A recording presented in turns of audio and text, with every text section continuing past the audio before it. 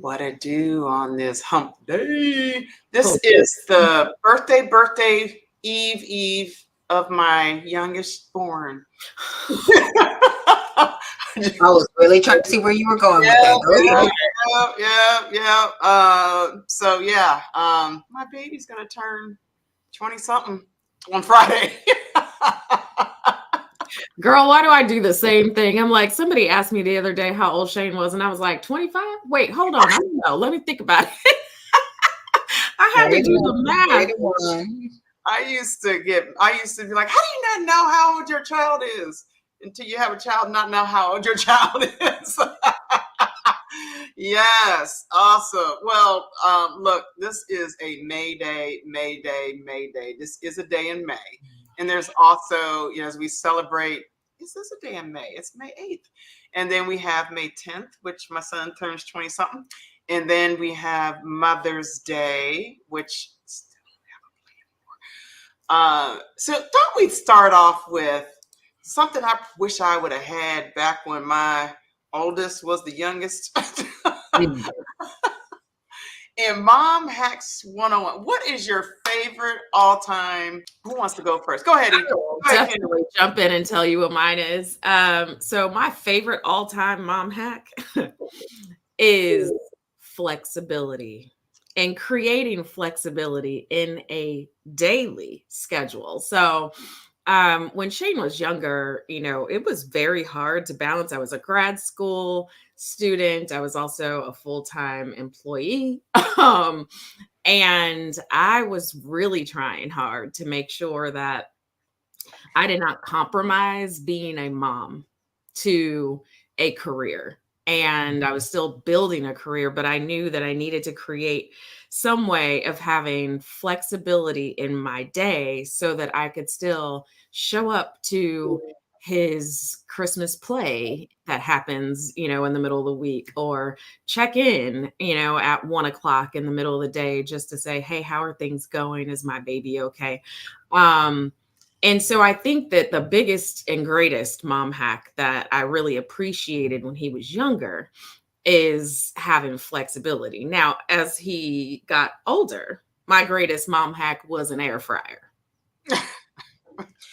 Amen. Hallelujah. And praise him. Yes. Yes. Yeah. How about you, Ray? What's your double trouble mommy hack? Find you some real good aunties. I will never forget the gift that you sent me. The GIF, not the GIFT. And I say that with my whole heart because you were saying flexibility, and I was like, I don't know what that means right now.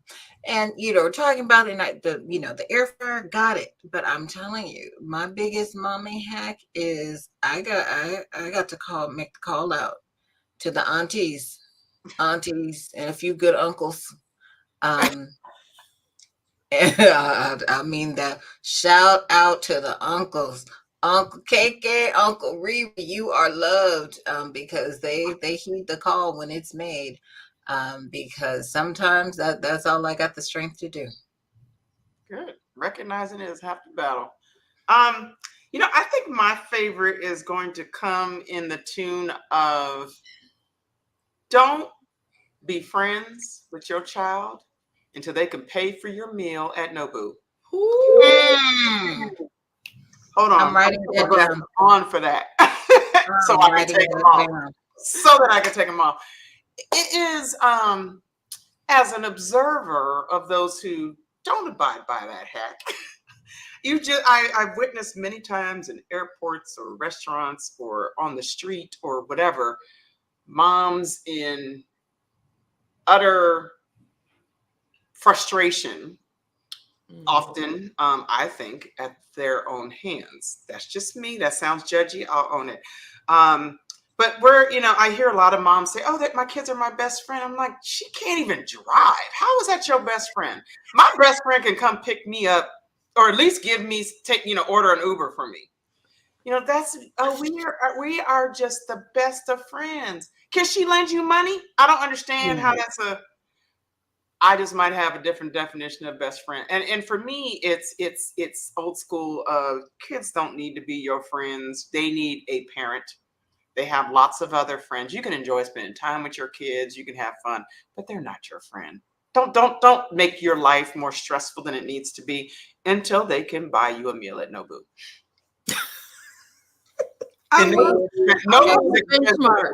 It's expensive. That means that they can drive you home if you need to, or order you an Uber, or pay for the meal, and that means they can potentially have an adult conversation. I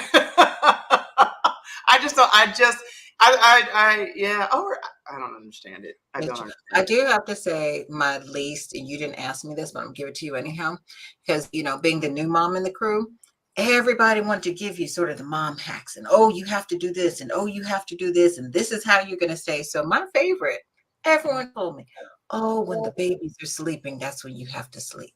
When they're sleeping, go to sleep. Now, that's the biggest lie from the pit of hell. And say what you want to. There is a whole lot that needs to get done when they're asleep, and there are two of them, so they don't always sleep at the same time. And so God bless all of you wonderful people who gave the advice. They're like, well, are you just, well, the reason why you're tired is because you don't sleep when they do. And I finally just said, that's why. I don't want to call you out on national television, but I will give you, they were not on the same schedule. Well, I will not give you which is another hack. Don't go for perfection. Nothing needs to get done. Nothing needs to get done when they're sleeping other than mommy sanity. Best way to get sanity is to not, clothes could stack up, diaper pail could stink to holy heck. All the, ordering this, ordering that, getting their food ready, that should not take that long. Get some sleep. Now, your kids, they didn't always get that memo. However, I just want to, because it's the perfection. And I told EJ, the only thing you need to do is don't kill them. That's the only bar. And you did a great job. You did not. I woke up, I will not lie, that was probably one of the best pieces of advice. You gave it to me and someone else gave it to me. They said, your job in the first year is to make sure they stay alive. That's it. They're like, make sure they stay alive. And I remember on their first birthday, I woke up and I broke down into tears because I was like, they're alive. Hallelujah. You're like, I am successful as a mother. I am successful. Win. Yes, there you go. You gotta have your sanity. You absolutely have to have your sanity. So any other hacks before we move on? I think the art of delegation is a hack, right? So when you think about letting the laundry stack up, or not getting a chance to clean that bathroom downstairs, or not getting to do some of the things on your to-do list, finding a way to delegate some of those activities and not having the guilt around delegating it, right? Because sometimes the guilt around it is worse than if you just went and did it yourself. So delegate without guilt. That is a mom hack every single mom should try. Amen. I also think another good one is put them kids to work. Right? Let them clean their own toys up. Why are you cleaning? I can't remember. I was talking to whose kids don't make their bed. They have the cleaning person make it, and I'm like, huh? I mean, because ultimately we're going to produce these kids out into society, and they have to know how to do some things to be able to be productive members of society. And it comes from a place of, I think there's this model where we believe as women, mothers, we have to take it on. Asking for help is weakness. Delegating is for the ill-equipped, and we have to make sure we're producing perfect little angels. Yeah, it's funny because when the bar is too high, I'm like, Lord, that bad boy. Because at some point, I remember me and the father of my children both said, um, our bar for the kids was like, we just want to make sure when our kids leave somebody's house that they don't say what we used to say about a couple of kids. Ooh, them kids can't come back here no more. That part. Right. And that means that was the bar. I mean, going to college was a given, well, except for my son. Happy birthday, baby. There were things that were just given. That's just table stakes. But if they're able to be invited back unsolicited, if you're getting called unsolicited about how kind and thoughtful your kid is, like, okay, I did my job. My kids can learn from your kids. I'm sending my kids to y'all's house. No, don't do that. But that was a bar of them being able to just be productive members of the society that we are living in. But you know what you have to also do in order for that to work? So here's another ultimate mom hack. And I had to learn this one the hard way. Allow for what happens in their lives to be the life that God has for them, not the life that you want for them.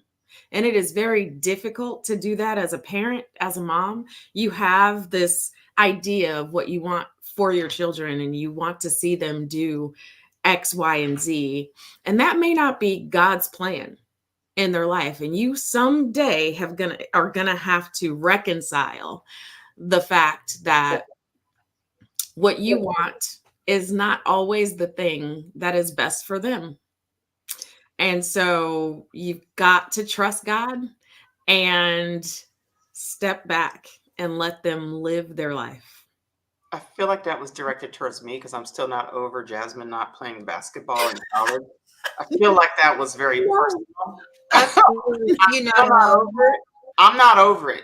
It's too soon. But anyway. I mean, I'm not over a whole bunch of stuff, but I had to recuse myself from the situation and say, God, whatever it is that you have, I will accept that, because at the end of the day, he belongs to you, not me. I'm just the steward. However, I have said I have extended the olive branch that it doesn't just have to be doctor, lawyer, engineer. We can mutually agree on potentially 3 other options that fit into that category, and then they can choose one of the 6. I think I'm a progressive mother. Carry on. But again, I'm going to go back to the comment you said earlier, EJ. Thank God for the aunties. And anyway, let's go on. Let's go on to mommy. Me. This is literally about taking care of selves. I mean, we all have had. Wait, listen up real close. You know what? This is mothers. How many times have I had to sacrifice blah blah blah blah blah blah for my kids. I had to sacrifice blah blah blah blah for, and it's the classic. If you're not taking care of yourself, you think you're taking care. I mean, you're probably doing the blocking and tackling. And I would argue that you're probably not doing the blocking and tackling at a Heisman Trophy Award status. You're probably just existing. But it usually comes with guilt. I wonder how much of that guilt is coming from others viewing. Oh, I know that girl is not off at a vacation while her kids are at home.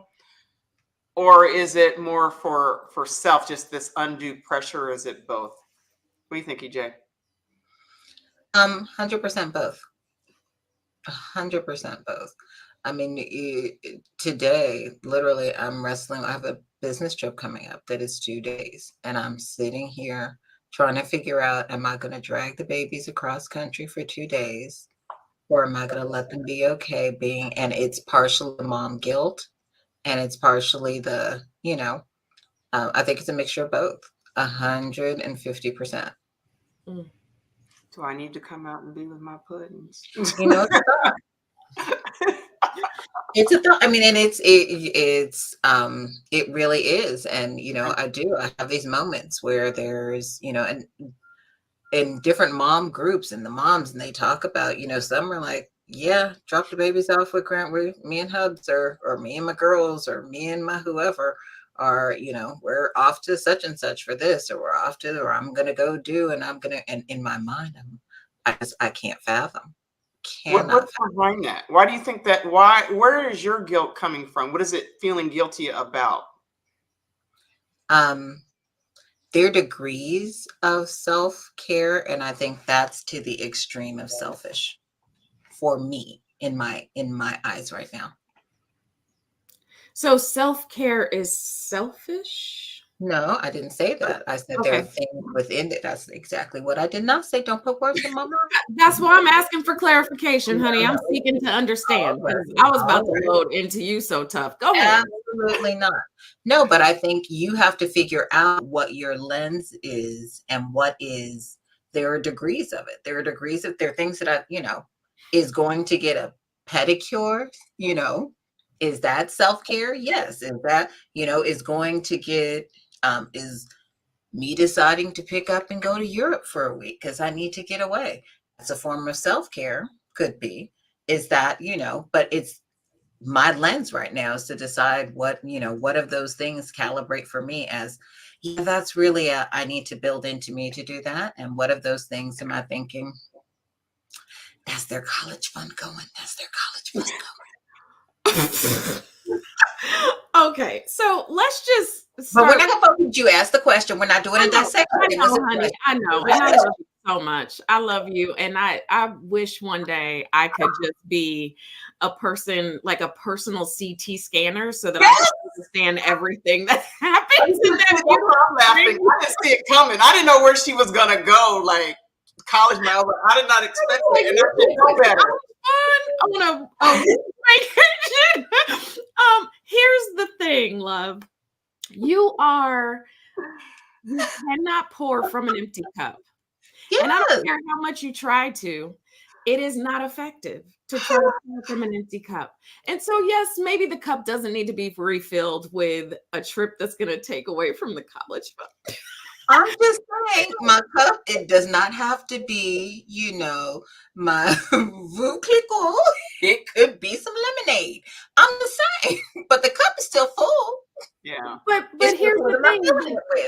I want you to try to disassociate the guilt with showing up for yourself, because there is sacrifice in everything, right? Every time we say yes to something, it is no to something else.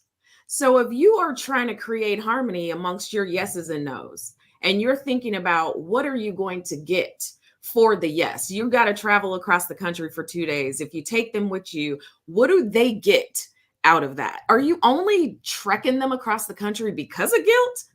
Do they get anything out of being trekked across the country? Because if the answer is no, then you should not feel guilty, because you're making a decision that's based on what's best for them, right?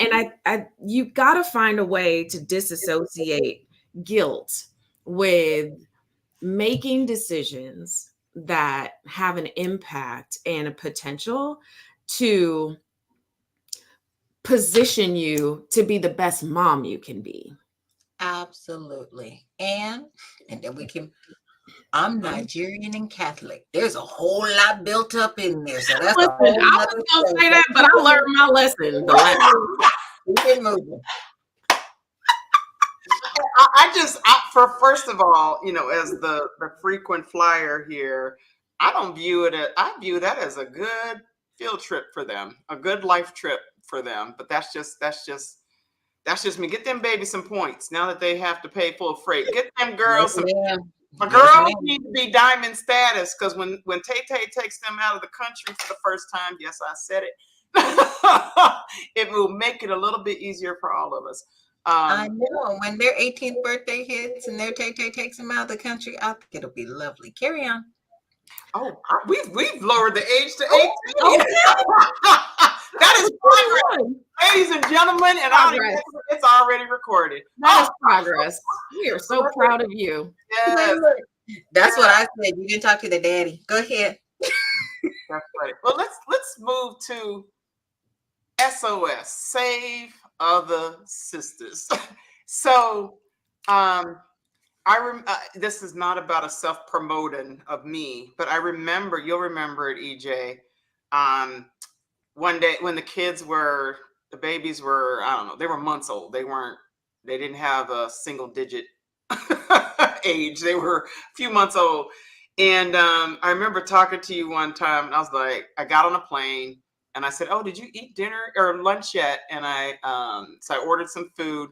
I said, "I think your food's coming, so just open the door for your food." Ooh, And I remember it right now. and you just like, oh my God. Because the girls were not sleeping through the night. They were not on the same schedule. The person in the lower square was beyond delirious and never would ask for help. And so that's what I'm talking about. We see it. Every mom has a radar. Every single it's the nanosecond you become a mama, you got the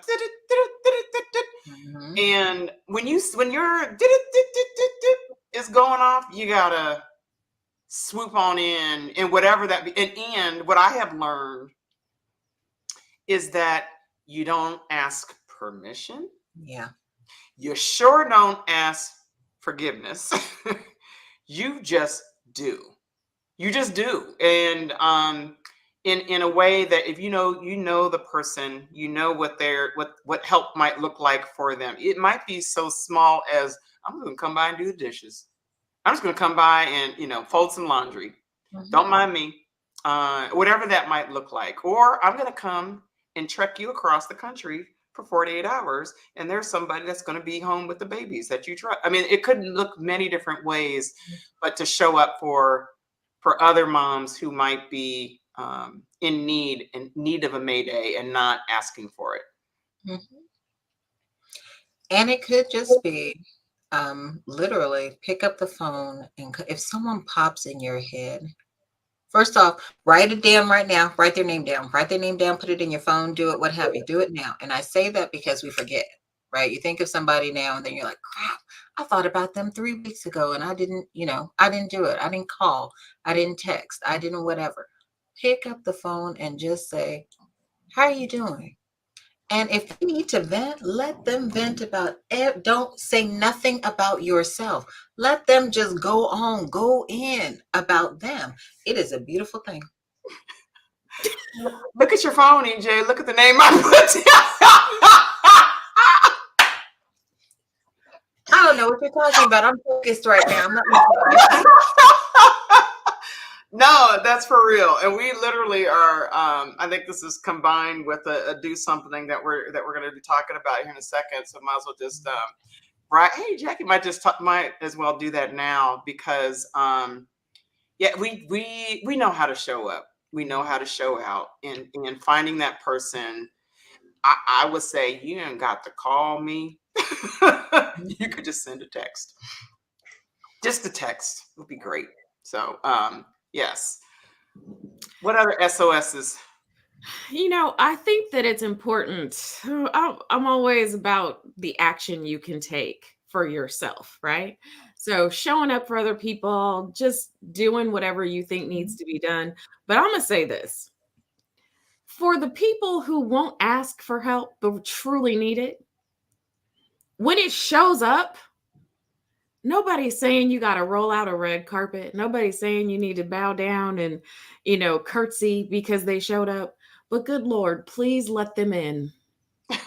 Please let them do whatever they came to do. Please let them support you in the way that they think you need in that moment, which clearly you probably do.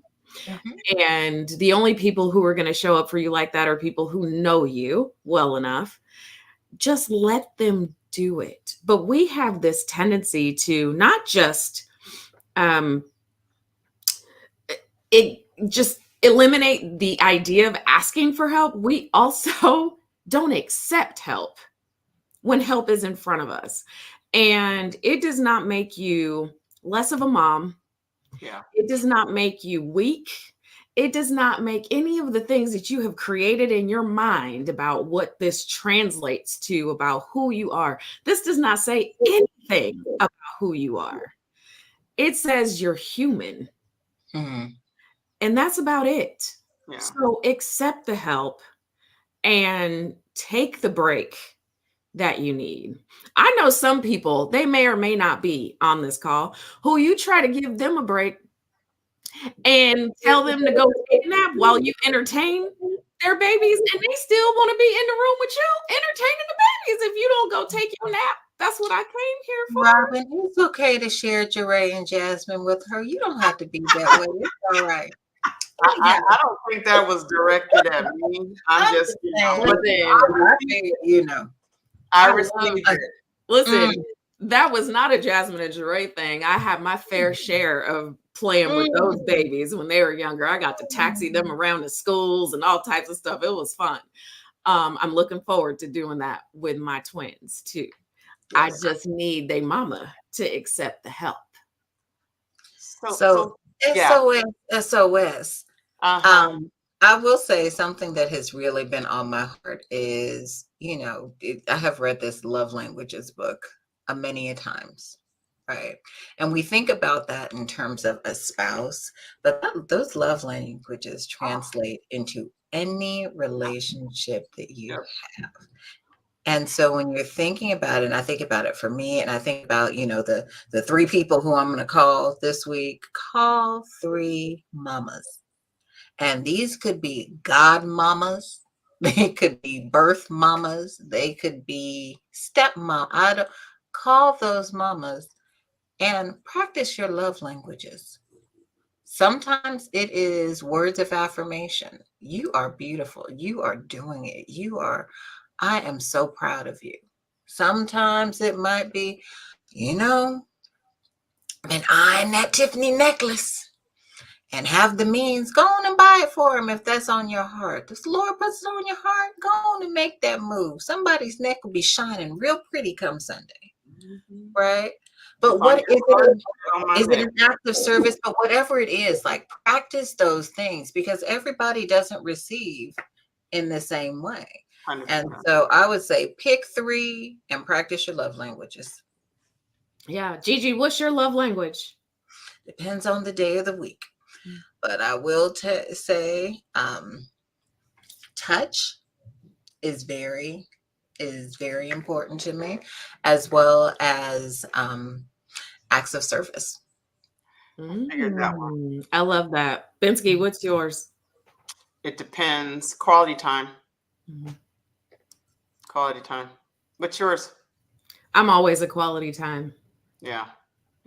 Because I feel like quality time, I get all of those things if it's quality. You know what I'm saying? Mm-hmm. I get all the rest of the things and I see love in that way.